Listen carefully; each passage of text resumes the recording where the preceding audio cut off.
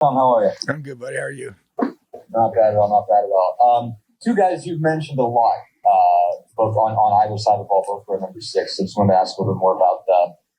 Just just tell us a little bit more, I guess, about what's impressed you about Cam Camper and about James Head during this preseason. Yeah, I would say to start with Cam. Just got here in January.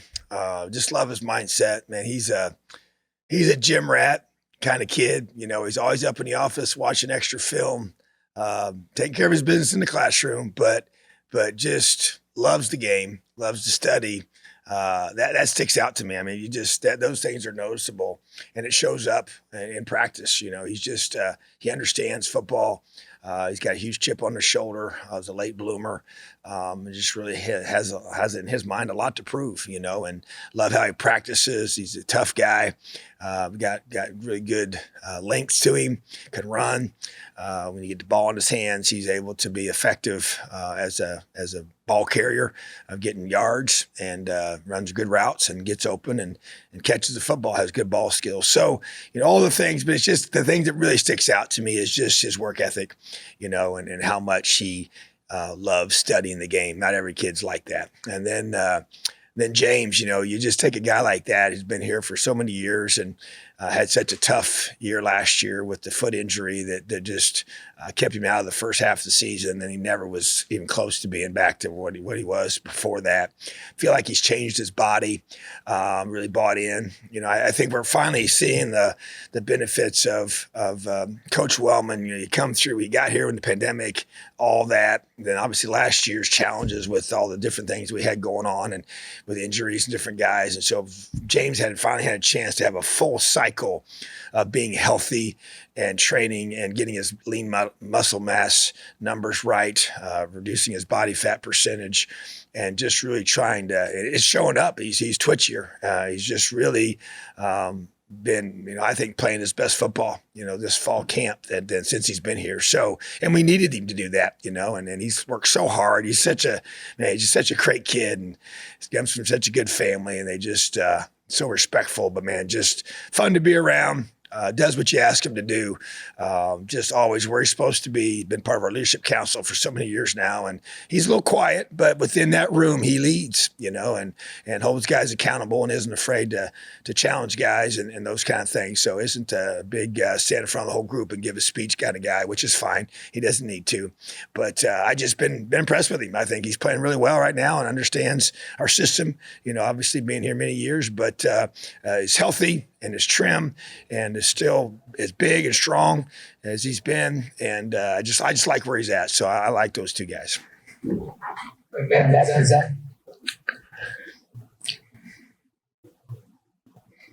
Hey, Coach, how's it going? I'm good, buddy. How are you doing? I'm okay. A lot of talk about Shaun Shivers and then Jalen Lucas. I wanted to ask you about Josh Henderson and kind of what you've seen from him. I know he's here in the spring and now in fall camp, and kind of where you see him, falling in that running back rotation. Yeah, I think he's a guy that doesn't get talked about as much, but I really, really have a ton of respect for his work ethic, his preparation process. So he's just smart, tough, dependable, and very efficient as a running back in so many ways. In pass pro, running the football, is kind of a sneaky way of making people miss and getting vertical and getting, positive yards and just like the way he moves and just love his preparation. Well, just kind of like you mentioned with Cam, I think he's just one of those guys that really is locked into what he's doing. He's going to be on special teams and a guy that's just very, very well-rounded. I don't, see, something that he can't do. He's able to do a lot of things. He can catch, he can block, he can run. And like you said, he's also big and sturdy enough to be able to help us on special teams too. So just a very well-rounded guy. And I think he's been a really strong addition to our running backs room. And, those other two guys have different, types of builds and skill sets, but having unique and different types of body types in that room and different things that they can do is very important, And so he's a great compliment to those other two guys. Jack. Tom, I guess to ask the standard question just around this time in camp, you've been through one scrimmage, you've been in pads for a little while. Is there anybody that's popped a more serious injury? Anybody you're maybe worried about for the opener at this point? Or are you still fairly healthy, kind of in terms of maybe in particular, I guess, the guys that you know you'd be counting on heavily? Yeah, I would say pretty healthy right now. It's obviously there's always a guy or two that's not getting as many reps because we're trying to either, nursing back from a minor setback or just trying to protect them just because they've played a lot of football here and there's no reason for them to take extra shots in those situations. You want those to happen on game day. So feel pretty good about that right now. I got a few guys that we're definitely counting on that haven't practiced the last few days and getting them back. And they should be back here this next week, which will be great. And just kind of meeting this morning, going through that. So we expect to have pretty much everybody squared away here for when we come back after scrimmage number 2, which will be coming up here on Friday. Got 2 more practices before that. And so feel good about that. Obviously it's a daily thing. I mean, you never know. And so you can't, coach in fear of that. It's a reality of it. You just want to make sure you put your guys in the best position to get prepared. And so we just continue to do that. And we're going to keep practicing hard and being physical but really emphasis on, staying on our feet and being able to finish tackles that way and finish blocks that way and just being guys that can bend and play in those kind of situations when they stay up. Hey, Coach. Now that you're a couple weeks into fall camp, how do you feel the 2 linebacker transfers, Bradley Jennings and Jared Casey, are kind of catching on in their process with learning the defense? Yeah, I tell you, the biggest perk is the fact that they were here in January. So they've not only been through spring football now, they've been through our weight training program twice, the 8 weeks that we have before spring ball, and then the follow-up after that, and then the 8 to 9 weeks over the summer, So then all the OTAs we had over the summer to learn the system in addition to spring football. So Bradley Jennings to me is a really physical player. He plays the Mike linebacker spot for us, and he and Ace, which is Aaron Casey, just really those guys are battling back and forth and expect both of them to play a whole lot of football for us. So really, really encouraged by Bradley's progress, understanding football. Really kind of, been taught. His dad was a linebacker at a very high level and just kind of been well trained. He's like, even when you talk to him, like, I've been making these reads since I was in grade school with my dad. So I think he understands that part of it. And I like how he's, transitioned his body, gotten leaner and a step quicker from when he first got here. And that's been really positive. And it's just a physical guy. So I really like where he's at. And he's going to be a huge part of our defense. And then Aaron Casey's probably improved as much as anybody since he's gotten here. A new system, different things. So the way we do some things schematically, you've had to learn. Our most athletic linebacker, without question. Matter of fact, if you just lined up and had our defense run, I would just did a race. He's probably top 3 in speed. So really excited about that for him. And I think that's something that his confidence has continued to grow. And as you've seen him understand the system better and the checks and adjustments and things that we do in our defense, he just keeps getting better and better. So he's definitely playing his best football since he's been here right now. And that's important for us. And we need to have that depth at linebacker and on special teams. And then obviously being able to have guys that can run and finish plays, So I'm excited about both of those guys. They've been really good additions to our program. And I think that just these next several days will be even more so as we kind of get through the install. And now you're into really the execution piece of what we do. I continue to allow them to keep getting better. Mike Keegan. Yeah, hey coach, I wanted to ask you about the bowl position. It seems like a role that you've kind of evolved into during your time here at IU. What do you like that you've gotten out of that role so far since you started emphasizing it? What more do you want to get out of it? And who are the main guys competing for that role? Yeah, there's no doubt it's been something we've really expanded. When I first got here, we called it by that same name, but really recruited more of a defensive end guy in high school to play that position. Now we've really transitioned into recruiting more of a linebacker guy to play that position, a longer, taller linebacker from high school. Just feel like that's a better way to recruit that spot. It's becoming more effective for us to do that. And there's always going to be a little mix of both. Some guys that will play with their hand down in high school, and some will be different. But what I think we've found, even a guy like Lance Bryant, as he's been here, he's really playing his best, I believe, since he's been here, and he needs to continue.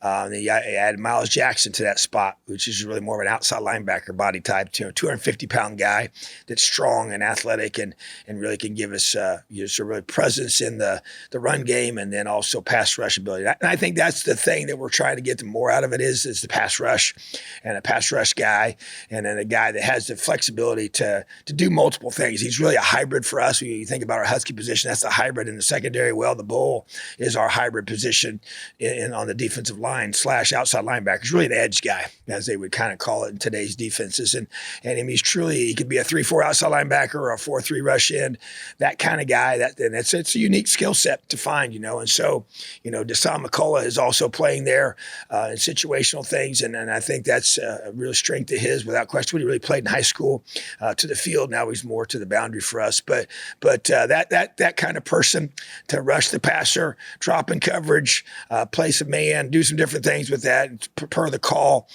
is where we're looking for. And just that's where the linebacker part comes in, the ability to track the back at times, So there's just different things that he does more than just a traditional defensive end.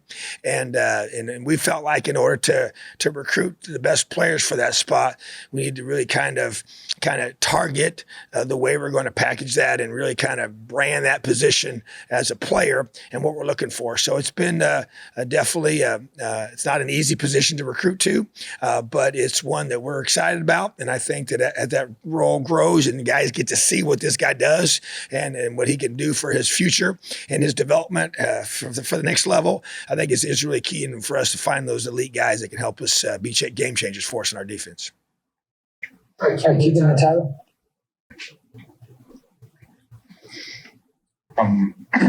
There's been a lot of talk about Connor and Jack so far.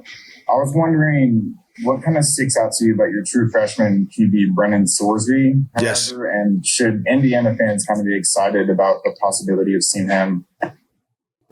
There's no question. I'm really excited about Brendan, and he's a guy that, if you go back and look at his high school history, is not a seasoned veteran quarterback at all. Really just kind of had a chance to play it predominantly his senior year, played a little bit his junior year, and then was injured his senior year, and that kind of affected his recruitment. Love his length, love his size, love his athleticism, very natural arm, very smooth release, very quick release. He's obviously swimming right now. With all that he's had to learn, when you come in over the summer and don't have spring football at the quarterback position, it's just really, really hard. And so, but the natural talent is there. Love his personality. He's a natural leader.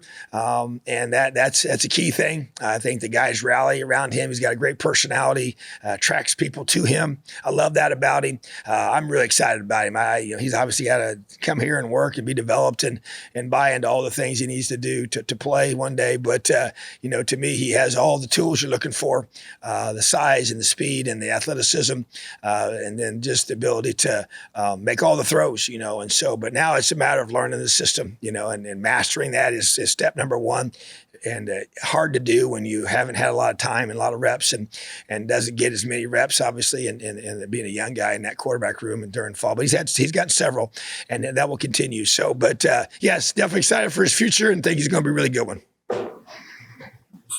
Tyler, and then I'll wrap up with Rick. Hey, Coach, I hope you're doing well.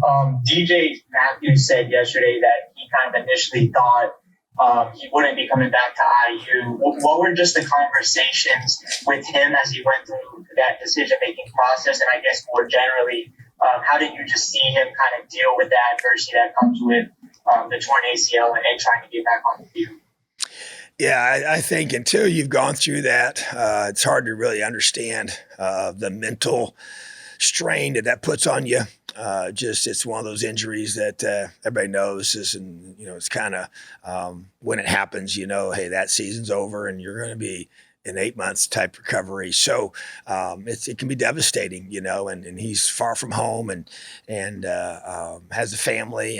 And I think those things all come into play. And honestly, though, for he and I, we're pretty close. We spend a lot of time together, he and I, one-on-one, and just helping him develop as a man. And that's something that we have really been able to do quite a bit.